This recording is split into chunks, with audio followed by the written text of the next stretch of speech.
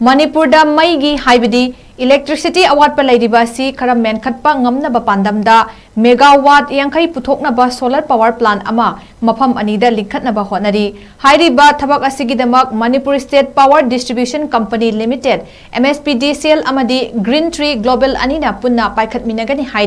hairiba wafam asi ngasi ministry of power gi bureau of energy efficiency gi makhada capacity building of discom thoram launch tawba amada power minister thongam BISWAJIT na laukthokibani North AOC da laiba hotel Imphal gi sangai hall da pangthokhiba thoramadda maruoina demand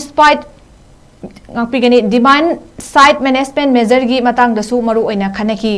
Power Department Commissioner Dr. Silas Kumar Chaurasiya BEE gi Secretary Milan Dure Manireda Director Naurem Pravin Singh Amadi MSPDCL gi Managing Director A Santi Kumar Singh su saru yakiba thoram aduda Minister Thongam BISWAJIT na makhata na haikibada Manipurasi awang nongpokki state singa yengnarubada maigi awatpa lehendanaba kanna hotnabada mangjil thariba state amani masigidama yumthong kudingda maigi awatpa lehendanaba haiduna lupa crore 438 gi senpham oigadaba subsidy yawba maigi scheme paikhatli makhata na state asina anoba technology sing sizinaduna maibu marang kaina fanghanaba amadi maram chana mai sizinanaba thorong kaya paikhatnabasu honari haiki